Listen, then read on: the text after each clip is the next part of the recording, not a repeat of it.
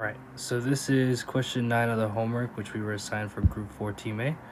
So the problem states, the two cylindrical rod segments are fixed to the rigid wall such that there is a gap of 0.01 inches between them when T1 is equal to 60 degrees Fahrenheit. What larger temperature T2 is required in order to just close the gap? Each rod has a diameter of 1.25 inches. Determine the average normal stress in each rod if T2 is 300 degrees Fahrenheit.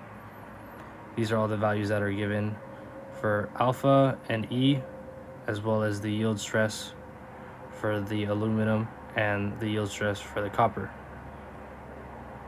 So the first part of the question asks, what larger temperature T2 is required to just close the gap?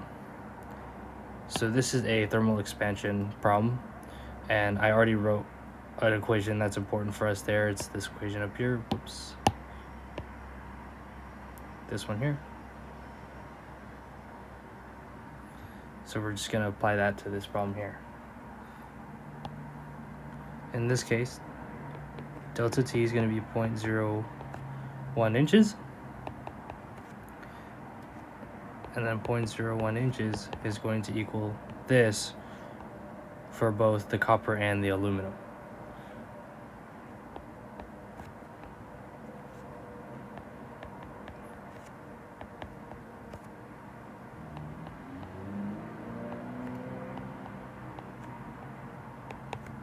Delta T is going to be the same for both. That's why we just factored it out here. We're just going to go ahead and plug in our values. We're going to plug in alpha for the aluminum, which is 13 10 to the minus 6 per degree Fahrenheit, times the length of the aluminum rod, which is 6 inches, plus alpha for the copper rod, which is given 9.4 times 10 to the minus 6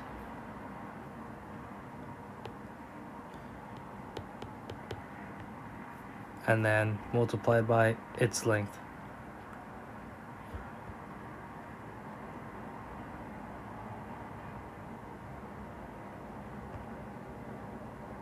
Inches. Sorry, I brain farted there. Delta T in this case would be T2 minus 60. T2 minus 60 because at 60 degrees it's already at 0.01. So then the change in temperature would be T2 minus 60 degrees to show the change in temperature when both rods cover the gap. So we're solving for T2.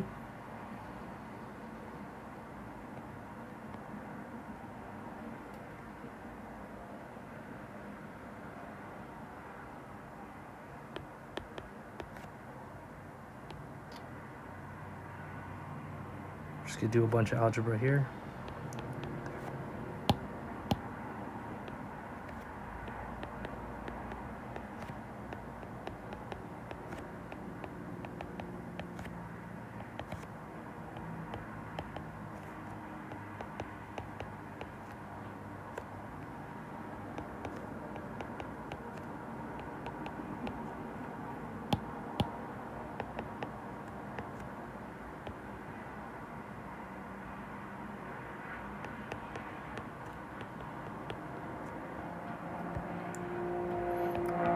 T2 will then come out to 112.41 degrees Fahrenheit. And that's the final answer for the first part of this question. So for this part of the question, we just apply the thermal expansion equation for the change in length in certain materials. And to cover this gap, you just apply it to both the copper and the aluminum. And then do some algebra, you solve for T2, and it will come out to 112. Part 2 of this problem then says, determine the average normal stress in each rod if T2 equals 300 degrees Fahrenheit. For the first part of the problem, we solve for T2 when the rods initially touch each other, which is 112 degrees about. If T2 is 300 degrees now, that means the rods not only touch each other, they'll apply stress on each other because they expand and enough to push on to each other. Then our compatibility equation will look something like this.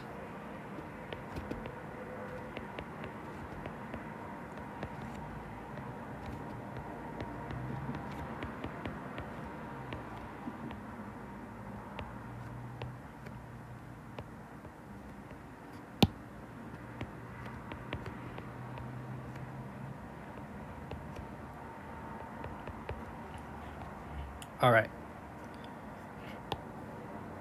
These are going to apply attention to both rods, and these are going to apply, oops, it should be a minus sign, compression to both rods. If you could imagine the rods here, the thermal expansion will cause it to go this way. And then when the rods do touch, you could imagine that, let's say this is the point at which they touch. They would apply forces to each other that way. That's why they're in compression. So then in this case, we're going to go ahead and apply both the thermal expansion equation to these.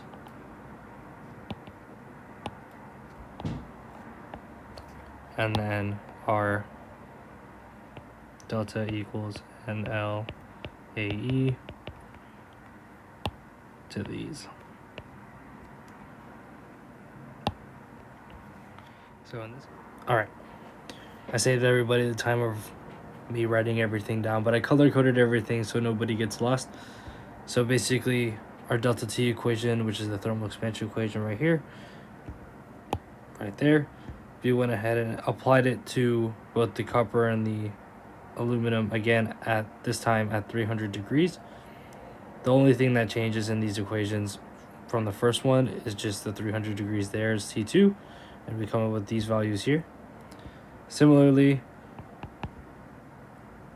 we applied delta N, which is this here, the NL over AE. Our N is unknown, but note that N for both the copper and the aluminum are the same because they're pressing against each other, and then for the sake of being able to solve for this average normal stress, we're gonna call it F. So in this case, the length, this is the area of both rods, which is the same, and then Young's modulus right there. And those values come out to 0.006519 F for the copper, and then 0.004889 F for the aluminum. All right, I moved everything on a new page as I was running out of room on the last one. So if we remember, this was the original equation. We're just going to fill in these values in and then solve for F.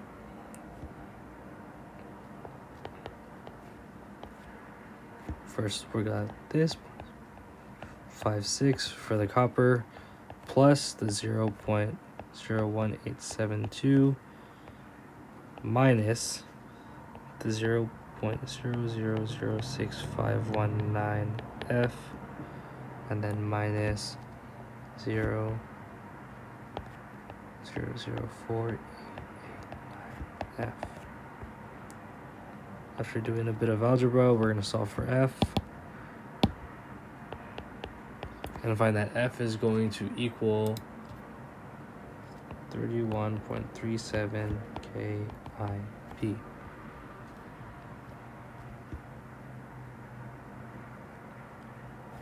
My apologies, this is the force between the two rods, and normal stress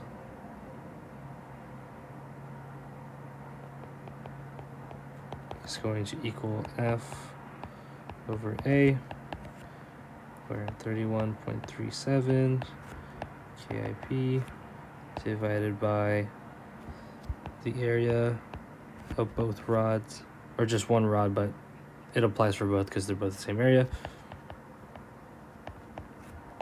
And that's going to equal 25.57 KSI. Go ahead and box that as a final answer. All right. Our final answer for the first problem was T2 equals 112.41 degrees Fahrenheit, and that was the temperature just required to close the gap. And then we found out that if T2 was 300 degrees, the average normal stress for either rod is going to be 25.57 KSI.